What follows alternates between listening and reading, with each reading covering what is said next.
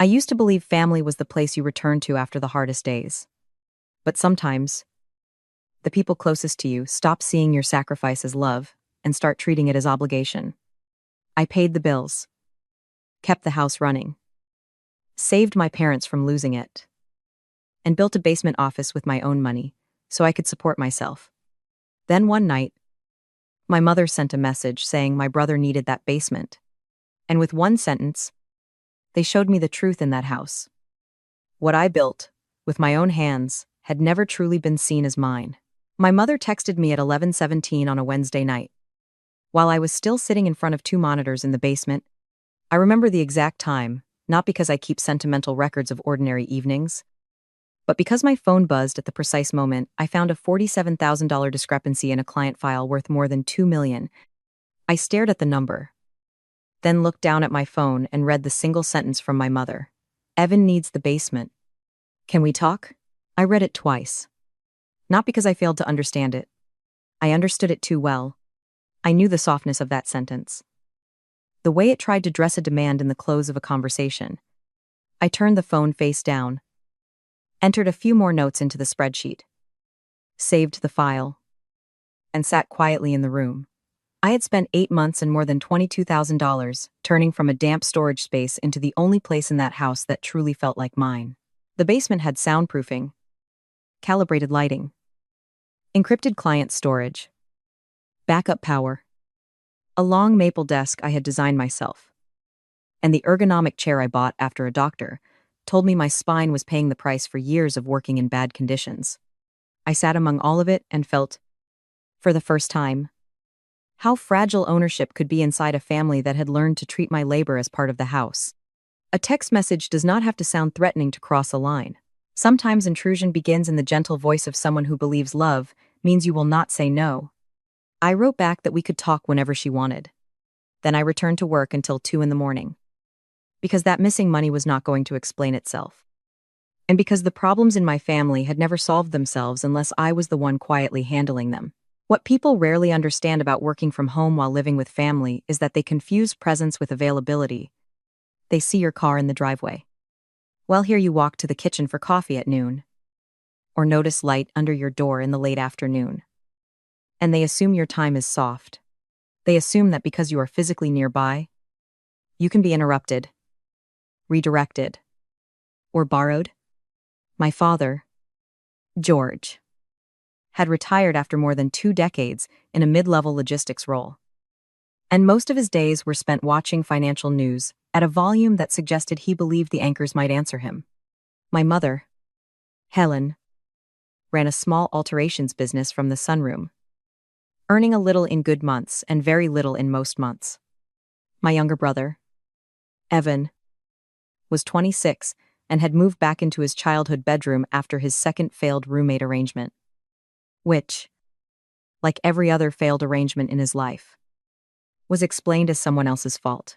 And then there was me, Clara Bennett, 31, a certified public accountant and independent contractor serving 7 corporate clients across 3 time zones. Since I was 27, I had been paying $2,400 a month toward the mortgage, utilities, and internet because my parents once sat me down and told me, with the soft desperation only parents can use, that they were a few months away from losing the house. I did the math that night. I had savings. I had a growing client list. I did not have a lease elsewhere because I had moved back temporarily to save money. And temporary is a dangerous word in families like mine.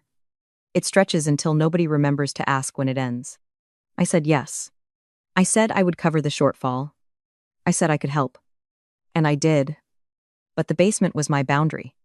I built it so there would be one part of my life that did not belong to everyone else's needs. I drew the renovation plan myself, hired contractors for the structural work, and handled nearly everything else on weekends with my own hands. I needed that project the way some people need running. Therapy, or prayer.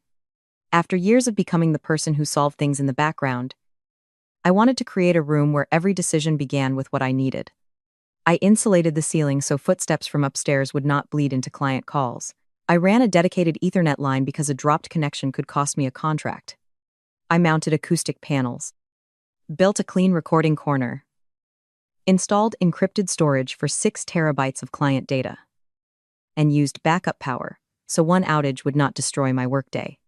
My favorite piece was the maple desk stretching across nearly an entire wall. I built it not only because I needed the surface area, but because I wanted one solid thing in that house that carried the mark of my hands and asked nothing from me. The renovation cost more than $22,400. All of it earned by work I was doing before the room even fully existed. My parents knew the amount. My father once walked through the finished space, said it looked like something from a magazine, and then asked if I could check the upstairs bathroom faucet. My mother once stood at the bottom of the stairs, told me she was proud, and then asked if I could handle bookkeeping for her alterations business at a family rate. I agreed. Evan only came downstairs when he needed something: the Wi-Fi password, a Bluetooth speaker, a laptop charger, or whatever else he did not feel like finding for himself. If you have ever felt like a utility inside your own family, comment number 1, so I know I am not the only one who understands that kind of exhaustion. At first, I did not resent anyone. I simply noticed, but noticing, when it lasts long enough, becomes a cold ledger inside you. I had 7 clients. My largest was a regional logistics company that paid me for full-cycle accounting and quarterly audits. My smallest was a bakery chain whose owner still sent voice memos instead of receipts, no matter how many times I asked her to stop. After taxes, I cleared somewhere between $9,000 and $12,000 a month, depending on project volume. From that, I paid my share of the house, my car insurance, my health insurance, my phone bill, and a collection of household expenses nobody ever named out loud: streaming services, pest control, lawn care, and a secondary credit card my mother used for what she called family necessities. The last time I checked, those necessities included an air fryer, decorative pillows, and a few purchases that could not reasonably be described as urgent. I did not want to become bitter, so I reminded myself that helping had been my choice. I had made a calculation when I was 27, and I had honored it every month since. But my mother's text made me understand that the calculation was about to be revised by people who had never read the original terms. The conversation she mentioned did not happen on Thursday. It waited until Friday dinner, which told me everything. My mother used Friday dinners as a family stage warm food. Soft voices. And then an announcement already decided in advance, but labeled as a discussion. That night, my father wore his polo shirt tucked in, which meant he wanted to feel like he was presiding over something. My mother made pot roast, the meal she cooked when she needed the room to feel forgiving. Evan was already seated and, unusually, not on his phone. Beside him sat Iris, his girlfriend, wearing a floral dress, her hair done carefully, her posture too straight. She looked like someone who had been instructed to appear mature. I sat down almost exactly on time, looked around the table, and felt as if I had walked into a play where everyone had rehearsed except me. My father poured water for each person with exaggerated care, as though the act itself proved he was the head of the family. My mother set the pot roast in the middle of the table, filling the room with a smell that might have softened me if I had not been watching everyone's faces. We made empty conversation for several minutes. My father mentioned interest rates from the financial news. My mother said the house down the street had finally sold. Evan ate slowly and stayed unusually quiet. Iris kept glancing at him as if waiting for a cue. Then she placed her hand over his on the table. I saw Evan look at her, then at my parents, then down at the space between the plates. It was the look of a man about to say something he had practiced. He told us they had news. My mother made a sound that was not quite a word. My father set down his fork. Evan said they were having a baby. The table did not go silent. It exploded. My mother stood before he even finished, hugged Iris first, which I noticed despite myself, then hugged Evan. My father shook Evan's hand and pulled him into an embrace, telling him that was his boy, his voice thick with emotion. Iris cried. Evan grinned with relief. I smiled and said, "Congratulations." And in that moment, I meant it. A baby was not responsible for any family imbalance, but the pure part of my happiness lasted only a few minutes. Before the story turns, please like this video if you have ever watched a joyful moment become an excuse for someone else to demand more of you. I sat there with my hands on my napkin, waiting for the next part, because some part of me already knew it was coming. 4 minutes after the announcement, my father asked the question. Everyone had apparently been waiting for him to ask where were they going to live. Evan and Iris looked at each other for half a second. Long enough for me to know the answer had already been agreed upon. Evan said they were thinking they could stay at the house for a while, just until they got on their feet, because baby supplies were expensive. Iris's lease was ending soon, and consolidating everything in one place made sense. My mother nodded before he finished speaking. The nod of a woman hearing old information in public for the first time. She said this was Evan's home. My father nodded too, then glanced at me. It was not exactly accusation, and not exactly permission. It was the look people give, the person who will be affected by a decision they have already made without her. Iris smiled at me and said the basement would be perfect. It was already soundproofed. She said they could put the podcast equipment down there, and Evan's upstairs room could become the nursery. Her voice was bright and careful, as if she were suggesting a curtain change rather than the dismantling of my workplace. I repeated the word podcast. Evan immediately became animated, explaining that he and Iris were developing a wellness and finance show. She would handle the wellness angle. He would do financial commentary. The branding was done, and they just needed a recording space. I looked at my brother, whose financial knowledge came mostly from repeatedly overdrawing his own account. I said the basement was my office, the place where I ran my business. My mother replied that they knew, but it did not have to be permanent, and I could use the sunroom during the day. I said my client calls required soundproofing. Evan said they could buy foam panels like mine because they were not that expensive. I looked at my father staring into his dinner, my mother using the expression that had always asked me to accommodate, and Iris still smiling, because she genuinely did not understand what she was asking for. I explained that the basement was not just a desk and some foam on the walls. It held my server, monitors, sound setup, dedicated network line, client files, lighting system, and the entire structure of how I earned my living. My father answered in his measured voice, the one he used when he wanted to appear neutral while clearly taking a side. He said, nobody was asking me to move out overnight. They only wanted me to think about it, because family came first. And Evan was stepping up. I want to be precise about what I felt then. It was not anger. Not in the hot, obvious way. It was colder. It felt like a calculation I had been running for 4 years had finally returned its result. One I had sensed but refused to examine. Evan was stepping up by stepping directly onto what I had built. Evan had not paid the mortgage. He had not paid the internet. He had not carried the bills or kept the house from collapsing. He lived in his old room, ate food from the kitchen, streamed on the network I funded. And now everyone saw him as responsible because he was having a child and had a podcast idea that had not earned $1. Meanwhile, the person doing the work, nobody saw, that was expected to shrink my life around his new needs. I set down my fork and said, okay. The table went quiet. My mother looked both relieved and suspicious, because she knew that tone did not mean surrender. I said I would need a few weeks to handle the logistics. My father smiled as if the hard part was over.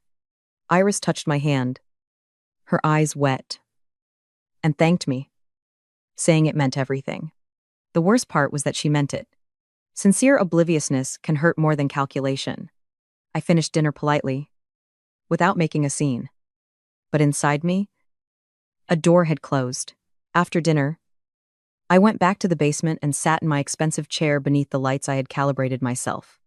I opened my laptop, but not a client file. I created a new document and titled it Transition. The first list I made was not what to pack. It was what to cancel. I did not cry. I did not turn off the lights and pity myself. I had worked in accounting long enough to know that when a system becomes unfair, you do not argue with it forever. You cut the cash flow. Transfer the assets. Document responsibility. And leave the balance sheet. The first place I thought about was an apartment building downtown that I had quietly watched for 8 months. I knew the floor plan of the corner unit on the 11th floor, the way I knew my own billing rates. The building had once been commercial space, so the concrete construction was naturally quiet. And every unit had dedicated fiber access. I filled out the application in a little over 20 minutes, because I had already completed it in my mind countless times. Then I handled the internet. The fiber account was a business plan in my name. $340 a month. Supporting my client calls. My server. Evan's gaming. My mother's tutorials. And my father's habit of streaming multiple financial channels at once. I logged in and downgraded it to a basic residential plan. Effective in a month, it would be enough for a house where nobody worked seriously. 4 streaming services were canceled. Pest control. Lawn care. And my mother's secondary card were removed from my accounts one by one. If you have not subscribed to the channel yet, subscribe now to follow the rest of this story. Because sometimes the strongest response is not screaming. Sometimes it is quietly taking back what others have mistaken for free. I still loved my family. But love did not mean I had to keep financing their refusal to become responsible. Before I closed my mother's secondary card, I reviewed the recent transactions. Not because I was uncertain, but because I wanted to remind myself that I had not invented my exhaustion. In the last few months, family necessities had included home decor, aspavisit, candles, and a few other purchases that made me laugh in a dry teamery. Joyless way. They were not devastating amounts compared with my income. That was not the point. Each small purchase rested on the assumption that I would not ask. I reported the card lost, closed access, and moved on to the office lease. There was a studio building a few blocks from my new apartment. A converted warehouse with private soundproofed suites, high ceilings, proper power, and Ethernet built into the walls. I had toured it online 6 months earlier with the kind of curiosity that was really planning. A little after 1 in the morning, I emailed the leasing manager and asked whether the second floor corner suite was still available and whether I could see it that week. By morning, she said yes to both. 4 days later, I signed the lease. I did not tell anyone at home. When my mother asked, I said I was looking into storage options and working on a timeline. She told me I was being very mature and handed me a slice of coffee cake. I added it, smiled, and said it was delicious. 2 weeks after the dinner, I hired movers for a Saturday morning when my parents had lunch plans with neighbors and Evan and Iris were at a prenatal appointment. The movers arrived at 9 and finished before 1. The server. Monitors. Chair. Equipment. Files. Acoustic panels I had removed myself the night before. And the maple desk disassembled into pieces all left the basement. I left the LED strips because removing them would damage the wall. I left the Ethernet plate because it was structural. I did not vandalize anything. I cleaned, vacuumed, wiped the shelves, and left the keys on the kitchen counter with a note, all yours. Good luck with the podcast. I did not say goodbye because no one was home to hear it. I drove to my new apartment on the 11th floor, stood by the window, and looked at the skyline while trying to name the feeling in my chest. It was not exactly happiness. It was the lightness of someone who had carried something heavy for too long and finally set it down. Not because it had been taken from her, but because she chose to release it. On the drive, my phone showed a calendar reminder I had set earlier.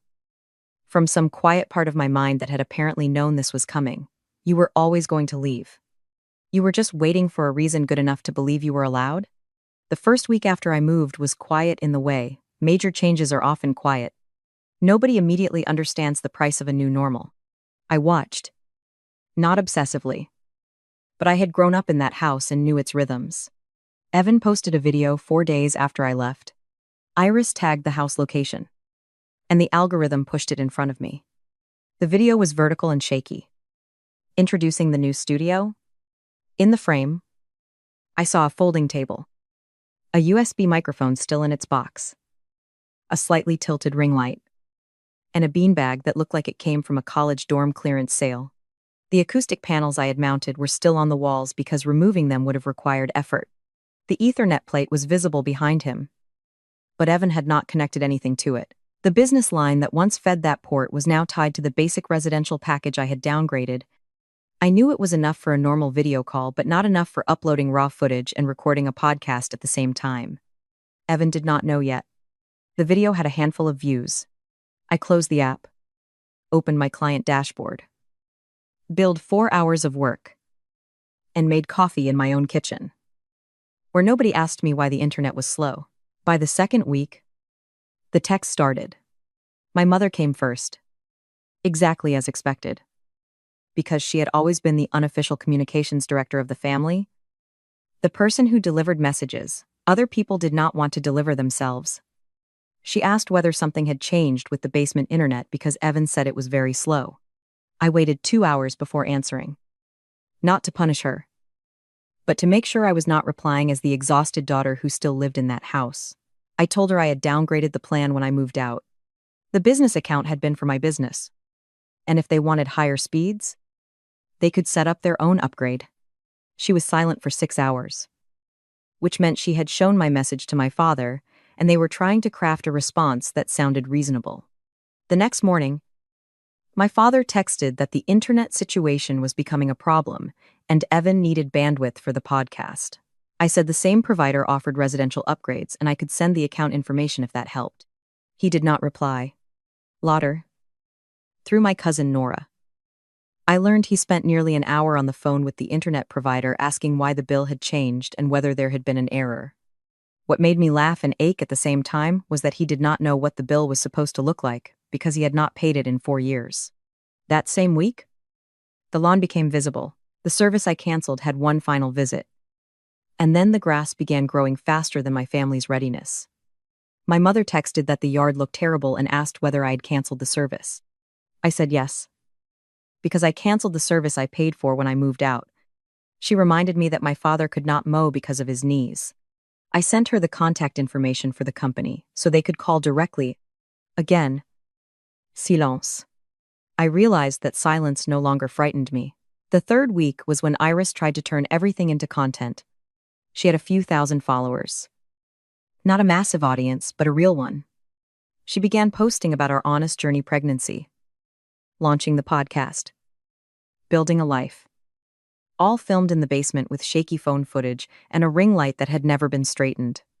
The first comments were kind, because people are often gentle with pregnant women. Then the questions began, and Iris did not have good answers. Someone asked about the foam on the walls. She said it was a professional recording setup, which was technically true in a narrow sense. It had been part of a professional setup when I used it. Another person said the audio sounded echoey. Iris replied with laughing emojis and said they were still figuring out the tech side. I knew the problem. Evan's cheap USB microphone was picking up the HVAC noise through the ceiling.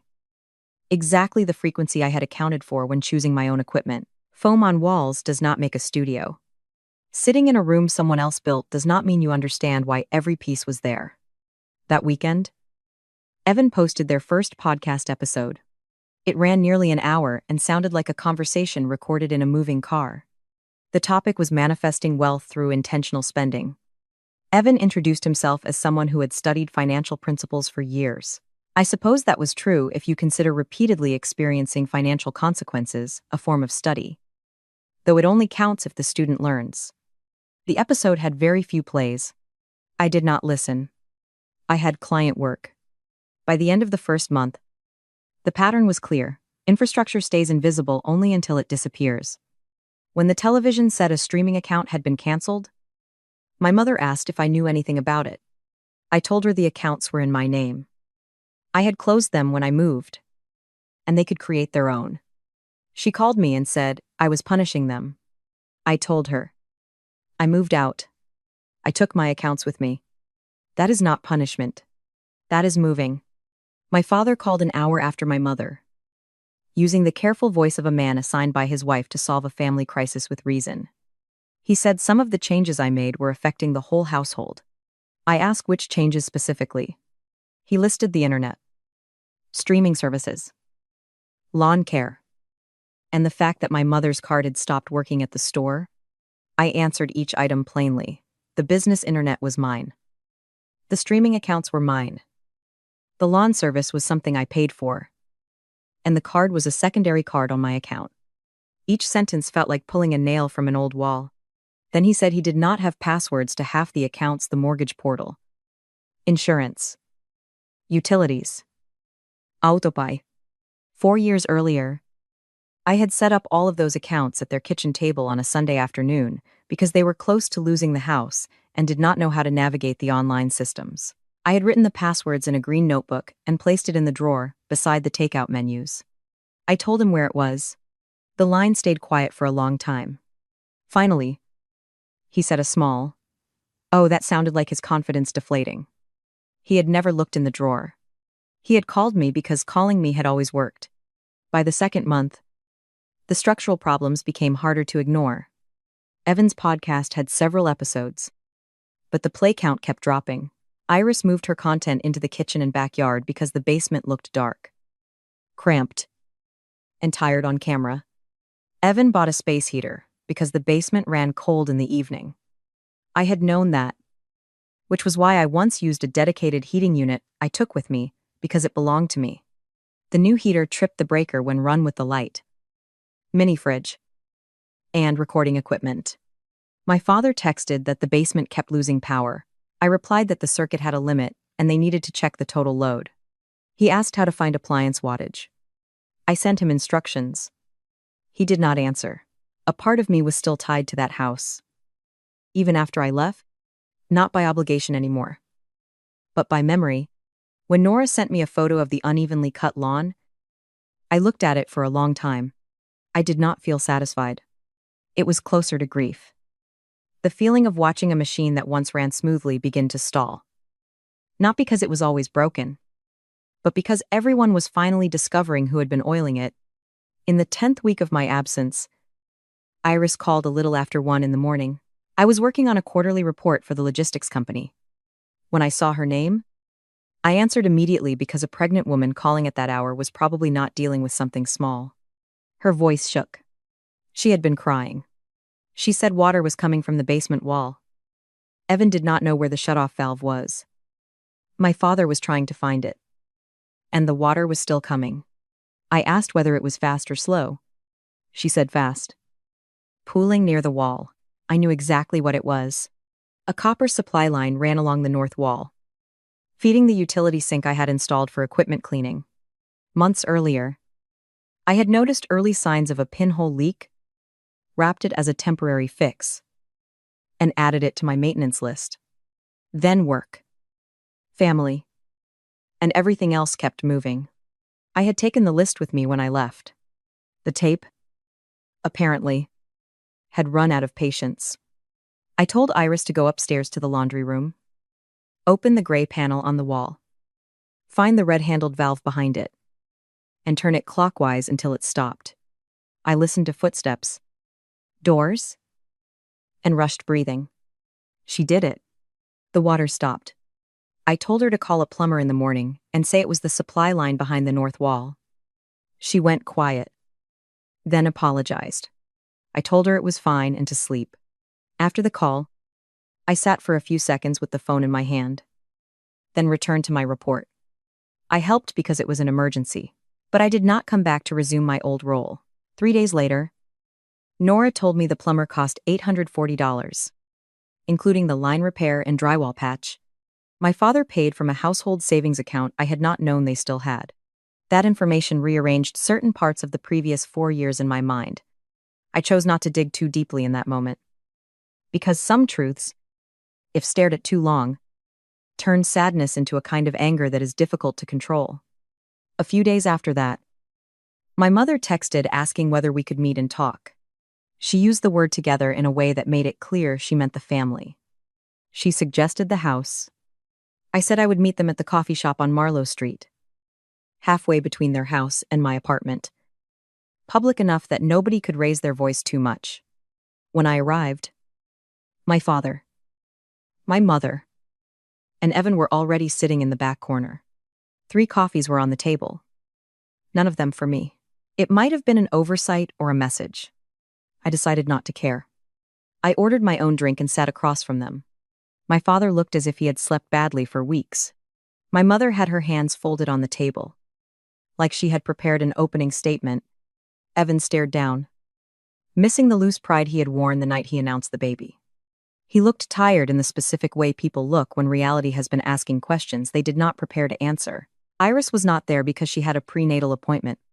My mother thanked me for coming. My father cleared his throat, trying to assemble his reasonable voice. He said they understood I had been hurt, and that some of the changes I made when I moved out were probably a reaction to feeling unappreciated. I interrupted gently but clearly. I was not reacting. I moved out. I took my things, my accounts, and my responsibilities with me. That is what moving out means. My father said they were struggling. This time, his voice was different. It was not entirely the voice of negotiation. Something real sat beneath it. Something thinner. Something I rarely heard from a man who believed admitting difficulty was nearly the same as surrender. My mother said the plumbing repair had been expensive. Heating the basement cost more than expected. Evan's job was only part-time. Iris's income was inconsistent, and the baby was coming soon. Then she stopped, her eyes wet, and said they needed me to come home. I looked at her for a long time. I had known that face my whole life and could recognize all its versions, the disappointed one used for pressure, the gentle one used for negotiation, the truly frightened one that appeared when performance was no longer possible. This was fear.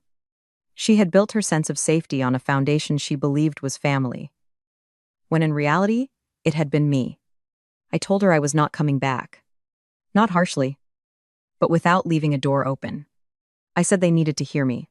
For 4 years, I had paid $2,400 a month, managed the mortgage portal, insurance, utilities, autopay, services, records, emergencies, and all the invisible systems that kept the house working. I had done it because when I was 27, they needed help, and I was able to help. I did not regret helping. But help was not supposed to become a lifetime contract. Somewhere in those 4 years, what I voluntarily gave became something they automatically expected. And when I had one thing of my own, one room, one space, 4 walls I paid for and built myself, the family assumption was still that it could be reassigned, rearranged, or handed to someone else. Because my needs had always been the most negotiable. I told them they had not asked me. They had staged a dinner, presented a finished decision, and waited for me to accommodate them as usual. I had become accommodation in the form of a daughter. I did not want to live that way anymore. My mother quickly said that if I came back, everything would be different. Evan and Iris could find another studio space. I could have the basement again. She said the house needed me. I told her the house did not need me.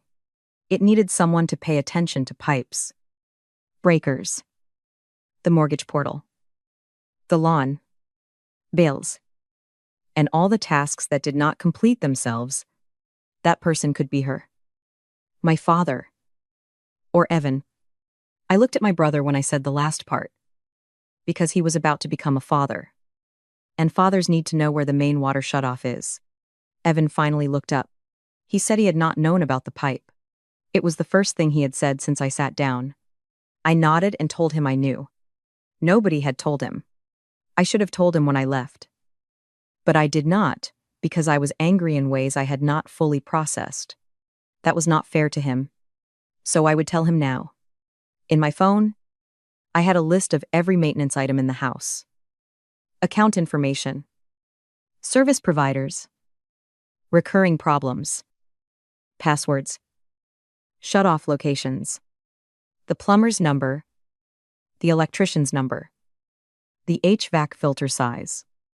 Everything. I would send it to him that day. He looked at me, not suspiciously, but as if he truly wanted to understand why. I told him because he was my brother. His child was coming. And if he lived in that house, he needed to know how the house worked. It was now his house to care for. Not mine to keep comfortable for everyone. My father made a small choked sound. My mother dabbed her eyes with a napkin. I told them I loved them. I meant it. But I had spent 4 years making myself invisible so the house could feel comfortable. And I would not continue. I was allowed to have a life that did not root itself first in my family's needs. I stood. I placed money for my coffee and a tip on the table. And told them to text me when the baby came. I would visit, bring food, and help in ways I truly chose. But I would come from my apartment on the 11th floor, where I now lived. I walked out of the coffee shop into air cold enough to show my breath. The sky was gray and flat. The city loud around me. And I stood still for a few seconds, just to feel that I did not have to return to that table and fix anything. In my car, before starting the engine, I opened my phone and sent Evan the shared list. 43 items, utility accounts, seasonal maintenance, the mortgage portal password, the insurance agent's direct number, the plumber, the electrician who knew the panel, the HVAC filter size, the location of the main water shutoff. Not only the basement valve, because I was not going to let a newborn live in a house where the adults did not know how to stop water in an emergency. I sent it as a shared note so Evan could add to it, update it, and own it. Then I drove back to my apartment. The logistics company had sent a revision request on the quarterly report. I fixed it in 2 hours and billed the time accurately. That afternoon, my bank notified me that a client retainer of more than $18,000 had arrived. I had renegotiated that contract 2 weeks earlier. After delaying the conversation for months because my energy had been swallowed by breakers, lawns, household accounts, and other people's feelings, I looked at the number for a moment. Not to boast to anyone, but to acknowledge that when I stopped managing my family's dependents, I finally had room to manage my own future. Evan texted later that he had not known half the things on the list and that he was truly sorry. I replied that I knew, and told him to take care of them.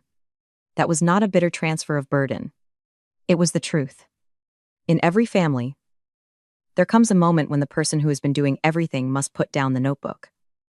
Not because she has stopped loving anyone, but because if she keeps carrying it, nobody else will ever learn to stand. 5 weeks later, the baby was born. A girl. Evan sent a photo before dawn, red-faced, wrinkled, furious at the world, and impossibly small. They named her Rose. I drove to the hospital that afternoon with Thai food from the restaurant near my apartment because I remembered Iris once saying she loved it. That is the difference between helping and being used when I choose it freely. I still remember the small things. I stayed for 2 hours. I held Rose and felt her warmth in my arms. And the soft newborn scent of someone not yet complicated by life. Iris looked exhausted and happy. Evan looked at his daughter with fear and pride tangled together.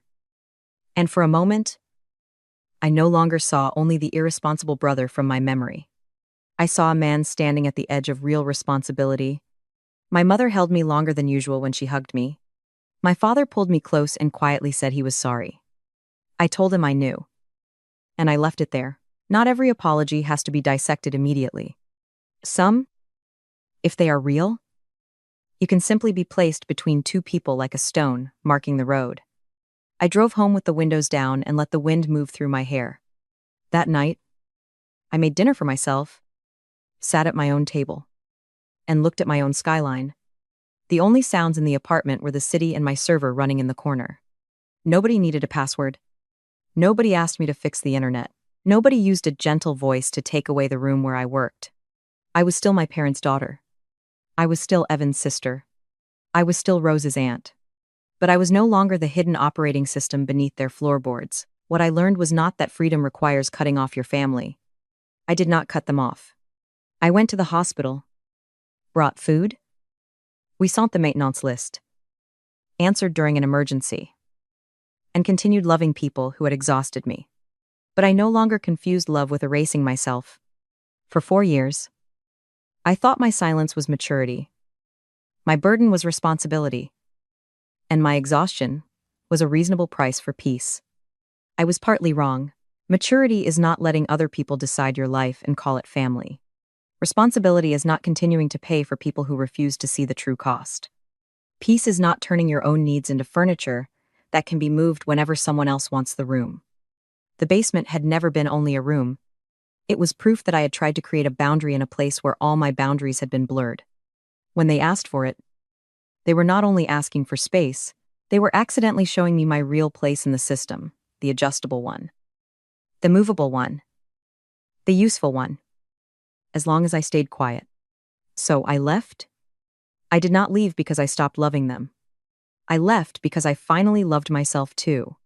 From my apartment on the 11th floor, I let my family hear the bills, the tripped breakers, the growing grass, and all the responsibilities I had once kept silent for them. You can love people and still stop funding the version of them that only works when you are paying with your money, your labor, your time, and your self-respect. Thank you for watching until the end. If this story reached you, please leave a like, subscribe to the channel, and remember that sometimes the most honest form of love is stepping out of a role no one ever asked whether you wanted to carry.